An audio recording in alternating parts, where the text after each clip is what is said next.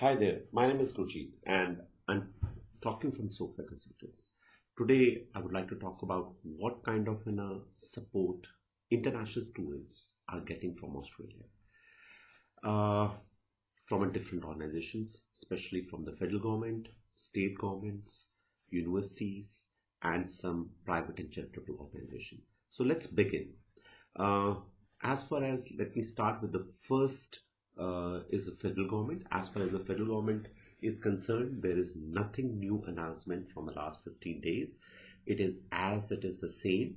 The students can uh, withdraw their superannuation early. Second is there is a relaxation for the students who have been working in malls and in public health and now let me move on to the second is that what kind of support the state governments are giving it. Let me start with South Australia. I have researched few things and I will be also giving a links in my video as well. And in South Australia, the government has given 13.8 million dollars package. This with the help of three universities, the three public universities, the Flinders University, University of Adelaide, and UniSA. And the students who are not studying in these three public universities, they can get one-time payment of $500, and students who are studying in the schools, they can withdraw around $200 more. You can log in into South Adelaide website to know more about these programs. Now move to the next state, that's called Tasmania. Tasmania has allotted a $3 million for the international students and the temporary visa holders, $250 for the individual and the $1,000 for the family. It's a one-time payment, but really appreciable. North territories, they have not given anything directly, but they have been given almost $20 million to the businesses, so that business houses should not it's like an indirect. The business houses should not sack any international students from their businesses, so you can get money in. We'll go to the next state, that's called Victoria. In Victoria, there is no such package has been announced till yet, but the Victoria government have generated around $500 million funds to hire people in Victoria itself, and the condition are, but the person must be living in Victoria, and international students are also eligible to apply for the jobs as well. Now we'll move on to the Western Australia. The Western Australia, you can get down to the site called Study Perth Crisis Relief. So you can get down to the sites. There are different links. You can get click those links, and according to your situations, you can fill the forms. New South Wales, not much is there, but you can still go to the International Student Welfare Service Hub.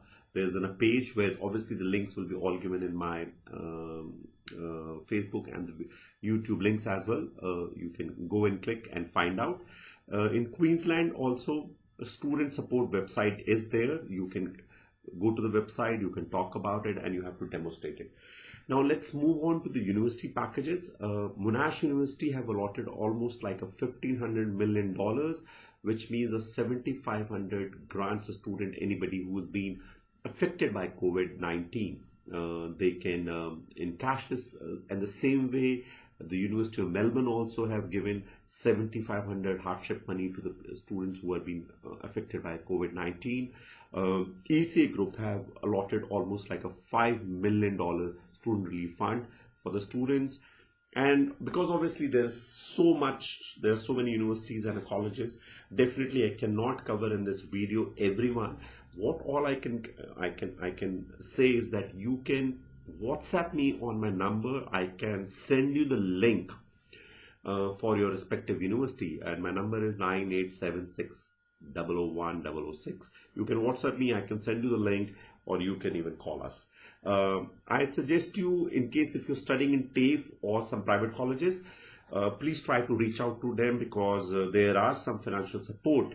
And as far as my knowledge is concerned, some colleges have significantly reduced their fees or giving discounts. You can go and talk to the colleges, and the simple conditions are that normally these colleges are going to ask you is that you have to show that you've been affected by COVID-19, either if you've lost your job or your duration of your hours have been reduced in your job, or your parents cannot support back home due to COVID-19. So you need to also present some documentation to prove your claims as well. So please be ready with that. Now let me talk to this covers about the universities. As I mentioned, that you can WhatsApp if some specific university wanted to talk about it, and then we can talk about the private and charitable organization. Let's say for very commonly used website is Ask Easy. So you can go there and log in, and there are different sections. You can write what kind of requirements are you in. And then for a Food Bank Australia is the biggest website, and in Australia, in case you require any kind of food need, you can please log in there and write down. And then there is a great organization called Khalsa Aid Australia, which is also delivering the foods or groceries at people's homes, and you can definitely contact on their page as well. I can talk about if you are finding a difficulty in accommodation. There's a website called Find a Bed. You can definitely go there and register. You can get in a bed. They will help you out, and the other organizations like Red Cross is also helping in this. This is a very difficult time, and definitely a lot of students are feeling depressed. But all I can say is that stay positive. Australia is in a very good position, and everything is going to be back soon normal. For the mental health, I'm sharing you, in case you still want somebody to consult, talk to you, the sites like My Compass, Kids Helpline, Lifeline Australia, Headspace, Reach Out. I just repeat it again: My Compass, Kids Helpline, Lifeline Australia, Headspace, Reach Out. You can you can log down to these websites. You can their emergencies numbers are also being there, and then you can talk to them over the phone or can visit their offices as well, depending on your situation. I would also recommend you to download coronavirus app in Australia, which can give you accurate information. It's like this app looks like this. So if you can look at this, so the coronavirus app, so this will give you exact situation. Presently on 1st of May, there is only total infected cases are 6,762, and people who have unfortunately unable to unable to face or can come out of this disease. 92 deaths are there, and 5,722 people have recovered as per the latest. So almost 950 people are live active. So presently every day there is only 12 to 16 people getting infected. The good news is that we are expecting by May end this coronavirus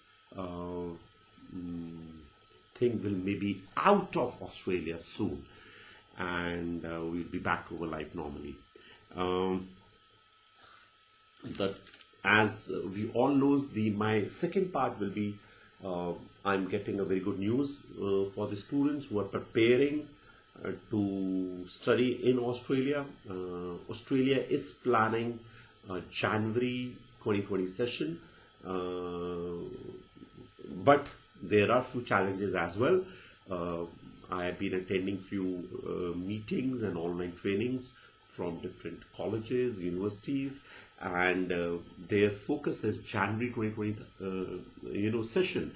We are just left with around 6 to 7 months for January or Feb session, and there are 4 big challenges. First is education. The students who are already in their 11th class now. Please listen carefully. The students who are already in their 11th class and they are feeling they are unable to match up, we have called a program called OSSD this is a Canadian, this is one of the best board in North America. You can do your 12th in 1 year or 9 months as well, and online learning and amazing software. There is a special video which we have made it on this OSSD board. You can look into that. IELTS, we were expecting by July end or August mid, the IELTS will be you can go and give the examination as well. So you need to start preparing your IELTS now. The third challenge, probably once you have given your IELTS and cleared your 12th, you will get an offer letter, and then there will be the second challenge, which I believe will be a GT funds. Your parents need to show some sufficient amount. The third challenge will be a medical. A lot of hospitals will be supporting you, like Fortis in Mohali and Max in Mohali, and there are listed doctors who are open and doing medical. So this will not be a big time and a challenge. Files will be launched online. Visa probably by government have not come up, because still August and it is a lockdown. So there's no clear policies right now, but we were expecting some good news will be coming down in after August. But you need to prepare maybe August. So January is Feb and Jan-Feb will be there. Probably is the sessions which everybody is targeting, and if anything goes, depending on Indian situation, as I mentioned, Australia left with only less than 1,000 cases. If situation in India, deteriorate or gone bad or worse, so probably there can be some policies may come for India. But as I mentioned, the offer letters can be arranged for this sessions. The funds, parents already have it. Medicals are already been done. The visas we are looking. We were expecting the embassies will be right now. They're also working from the home, but we were expecting they will be working as normal from June or maybe July, and travel will be another challenge. Airlines industries is and the restriction on the travels, but till August end there is a restriction. We are also getting a news that the G8 universities are not very keen to open Australian borders for the safety reason. They want this to go for the next 3 to 6 months more, this lockdown. But Australia has faced a lot of challenges, the government of Australia, like for example, bushfire, last year one of the biggest bushfires, then floods in Queensland, now the coronavirus. The government really wanted to do to boost their economic, and education industry is their biggest and the second or third largest industry. So probably they are going to find a good solution which will not endangering the life of Australians as well, but to give them economically boost up also. So there will be some conditions which probably is going to come with the visa as well. Maybe I don't know anything right now. I cannot firmly say. Probably testing before you leave, a COVID-19 test, probably isolation when you land up in Australia. So there may be some ifs and buts are going on, and they know their job better rather than I comment on it. And I'm very hopeful that if you start preparing your IELTS and planning it for January 2020 session or a Feb 2020 session, the Australia is going to welcome you. And that is what I'm optimistically thinking about it. Thank you so much for your support. Take care. Bye-bye.